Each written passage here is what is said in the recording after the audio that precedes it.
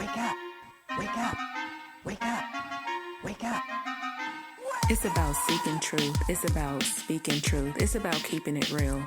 That's what we do at Truth Seeker Nation. We keep it 100. Real talk all the time. Let's get it.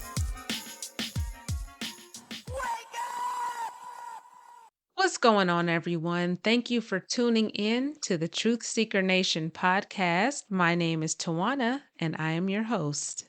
A couple weeks ago, I had an episode that I released called Back to Basics, and I was talking about how when children live in the home with their parents, the parents are the authority figure, meaning that the parents are in the position of making rules for the children, right? We already know that this is how it works. And when the children grow up and get out of their parents' home, they're no longer subject to that authority.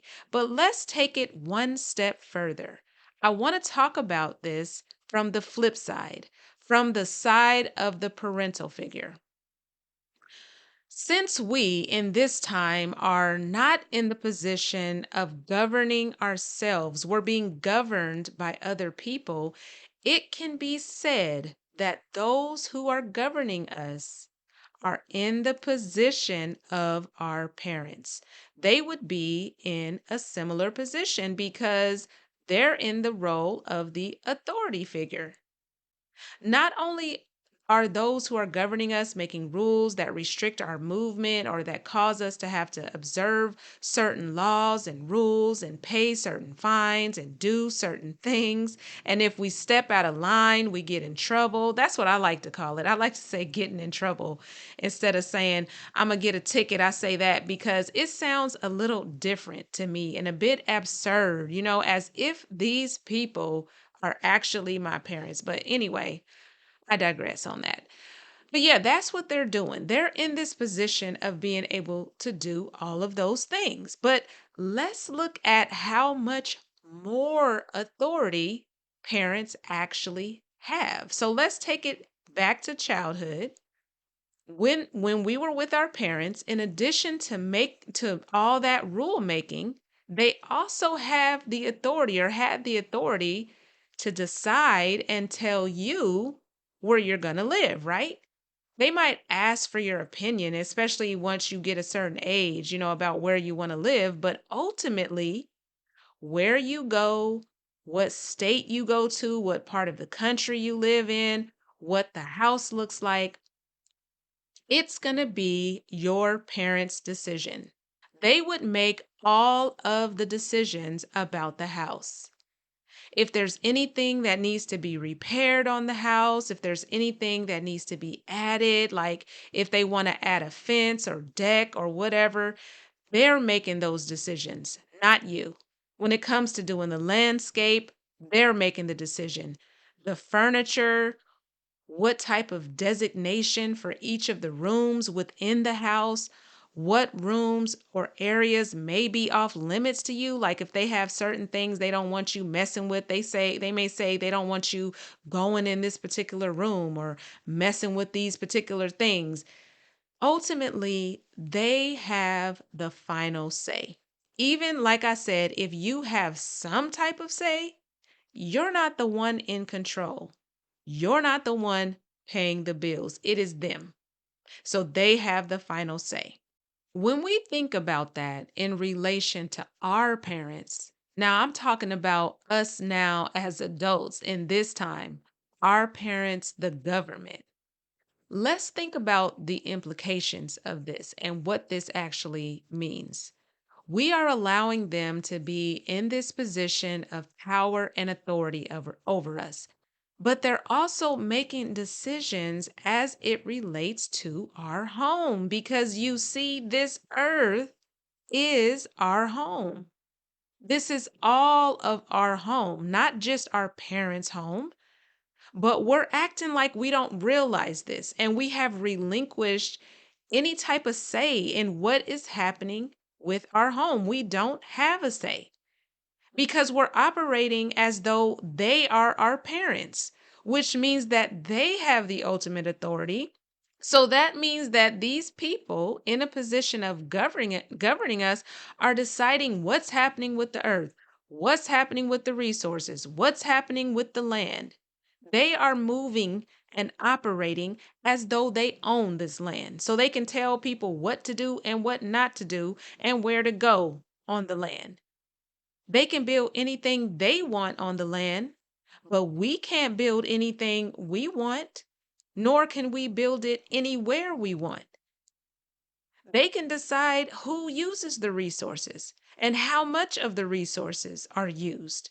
We're always reminded about how many resources we are using. The world is overpopulated and we're using all these resources. But just when I made that comment about who uses the resources, let me ask you this. Who is actually using the resources if you think about that? Is it us as the consumers? How many individual people do you know who mine coal or have manufacturing production warehouses? How many people do you know, like individually, that make cars? Like, not for working for a major company, but make cars from scratch. Like, they mine for the materials. Exactly. Nobody. Now, I'm not saying you don't know anybody, but for the most part, I don't think any of us actually know individuals who do this for themselves, not for a corporation. So it is the corporations who are doing this, the car manufacturer, the stores, these massive conglomerates like Walmart. Okay. But it's interesting because, like I said, they're always turning it around to making it seem like it's the consumer. And I actually Googled that just to see what it would say because I'm thinking it was going to say the corporations. I typed in who is using the world's resources. And this is what it said. We have only one earth. Today, the 8 billion people on it are using more of its resources than it can provide. Every new person is a new consumer, adding to that demand. Some of us take far more than others, and there are many steps those of us who do must take to make our consumption sustainable. Okay, that's some bullshit, in my opinion. To me, that is straight up gaslighting. Like they are turning it around on us because it is clear that it is the corporations that use all of these resources. These resources that we don't have a need for or even have the ability to consume all of them. Otherwise, these car lots and these stores and these malls and these warehouses would not be full of items. So many items that we could never purchase them, even if we bought things on a daily basis. Okay. So they're talking to us as the consumer as if we have the responsibility. Like, for example, whoever told these idiots to put water in bottles? Now, I know this has been going on for a long time now. But who told them to do that? All these water bottles that are overflowing, causing all of this waste. We did not have any say in any of that.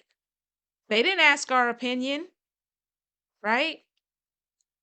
But they're talking to us as if we have a responsibility for that. Now, let me just digress here for a moment. I know they fucked the water up. Okay. We know they fucked the shit up. But they could have put filters in all the homes instead of putting all the water in bottles. We didn't have any say in this, but we already know it's about money. Okay. It's about money. And in order for these corporations to do the things that they're doing with the resources, this has to be approved by the government. Mommy and daddy have to okay this. Our parents are okaying this. When we look at our earth, our home, we can see that our parents are making some reckless decisions, right?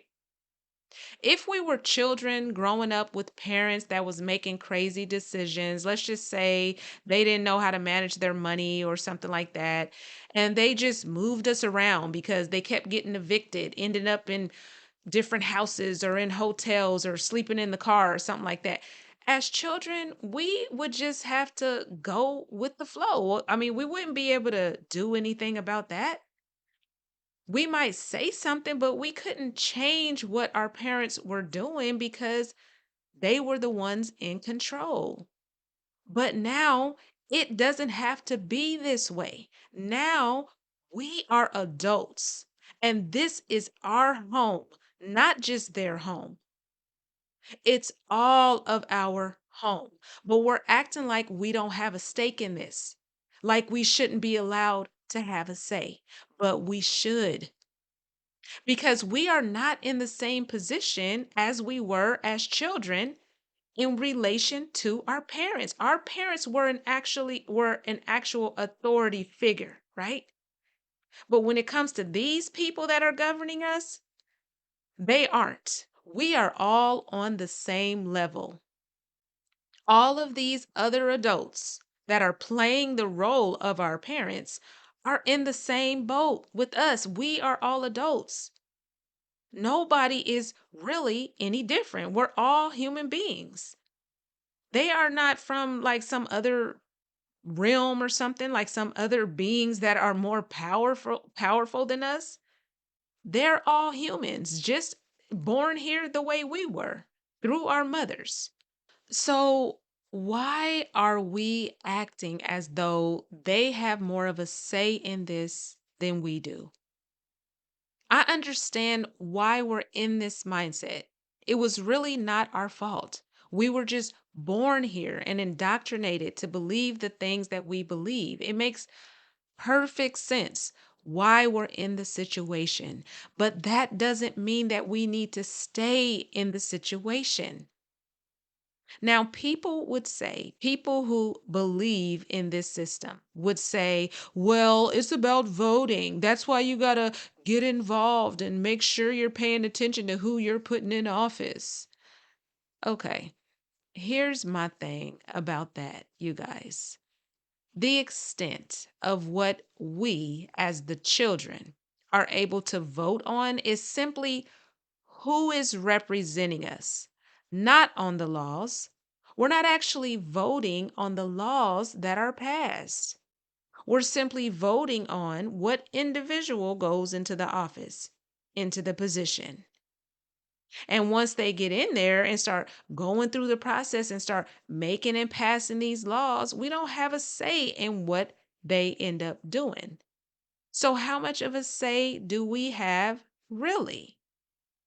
I mean, it's the equivalent of if when we were younger, if we were able to choose our parents, we had a say in who our parents were, right?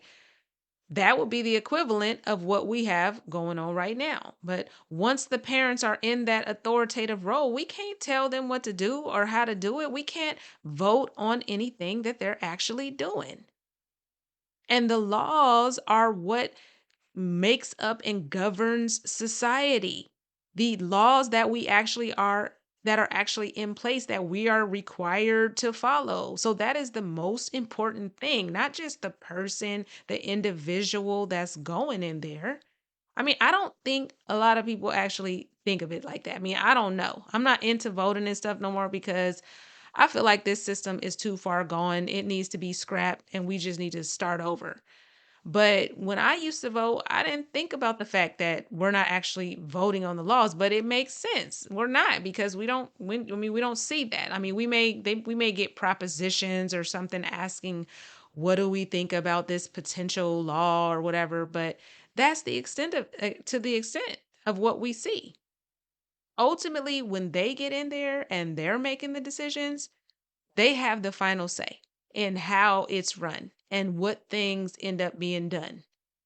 All of the laws in place, right, are not going to be things that we agree with. We can clearly see that, but we still have to abide by them.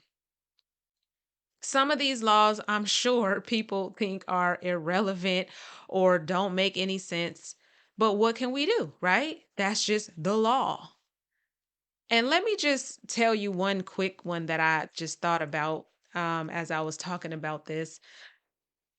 In the state that I'm in, which is Georgia, there is this law. Well, obviously, a lot of states have hands free laws now, right? But Georgia, like I know some other states do this, takes it another step further and says that we can't even hold our phone, right? So I get so fucking irritated. I'm telling y'all, when I see that fucking sign, when I'm driving on the freeway and I see that shit, like it gets on my nerves to see it is unlawful to hold your phone while driving. What the fuck? The audacity of these people telling me that I can't hold my own phone while I'm driving. Fuck, they think they are, right? That is the stupidest shit, the dumbest law I have ever heard. Now, I understand about hands free and the safety aspect. Not some people may agree that you don't need to be dialing a phone. Okay, fine, using a Bluetooth. I definitely get it when it comes to texting. But to say that I can't even hold my phone? Seriously? Seriously. Is this really about safety? Okay, let's analyze that real quick. You don't have a problem with me holding, let's say, a water bottle. Or how about a hamburger if I want to eat and drive, right? But you have a problem with me holding my cell phone. Okay, let me guess. Is that because you know that everybody just has their cell phone now kind of like glued to their hand? So most likely people are going to be holding their cell phones, right? And then you can catch them and find them, right? Again, going back to what I said, it's about money, right? You can clearly see that a law like that is not about safety, because if it were about safety, then the laws that would be surrounding that would apply to other items. It wouldn't just be your cell phone. There will be a law that says you can't drive, you can't hold anything while you drive because it's too distracting. But first of all, they know that it's not going to go over well because people always got to hold things. They don't have no problem really with us holding things. So they know that that is not going to even work.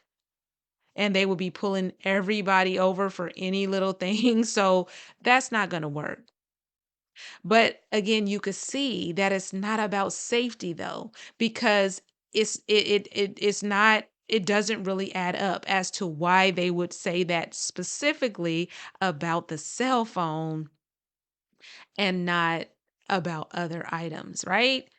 So this type of little, I mean, this is just one example, but I mean, I know that people here in the state of Georgia would not have voted for a stupid ass law like that. I mean, they would probably think it was ridiculous. Like, who are you guys trying to, like, why are you treating us like children, telling us we can't hold our own phone? I'm driving in my own car that I pay for, holding my phone that I pay for. Y'all ain't pay for this shit, right? People wouldn't vote for a law like that if they had a chance or if they were given an opportunity to actually vote on this. But that's why we're not given that opportunity. Again, we just decide in some cases who is going to go into office, right? But this goes to show how little control we have over any of this. Our parents are making these decisions and we don't really have a say. The voting system is not designed for us to have a say in the actual laws that are being passed. It's just designed to give us representation because apparently we can't represent ourselves, right? And I understand the idea that there's so many people, it would be chaotic if we all had to have a say. We need to have somebody representing us to make there be order. I understand that.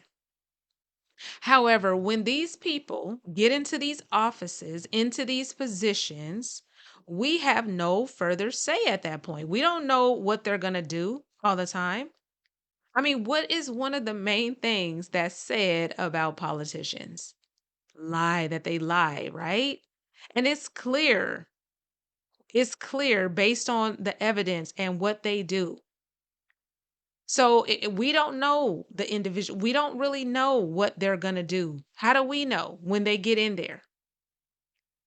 And even if they do some of what they say, with all of the different moving parts and all the factors, like with the parties and the house and what party is in the house, I mean, it's a lot of things going on that makes it to where we don't always know how things are going to go.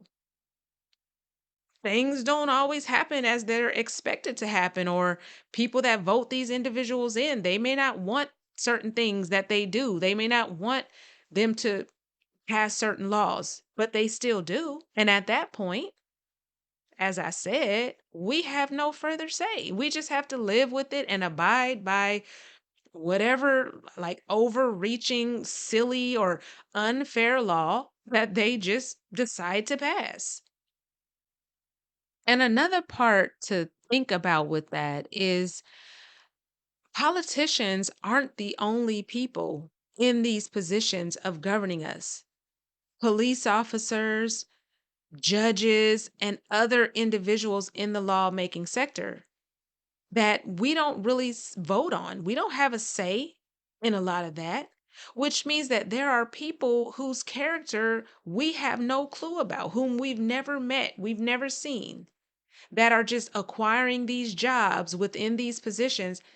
And that puts them in an authoritative role over us. And so, my point in saying all of that is to say there has to be another way. Now, I'm not proposing at this time what that way is. I said before, I think it's better for us to get to a certain mindset before we start discussing, what we're going to do, because there's a whole lot to talk about before we even start talking about that.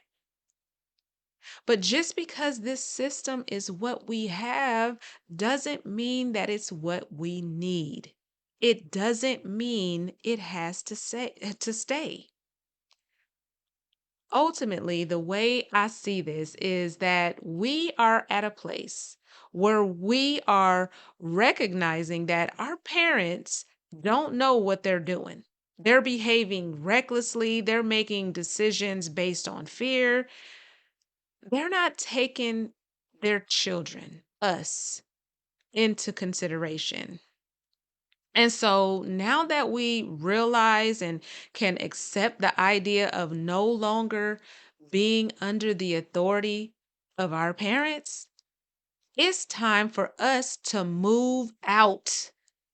Okay, we are in a position where we can govern ourselves. So it's time for us to get up out their house.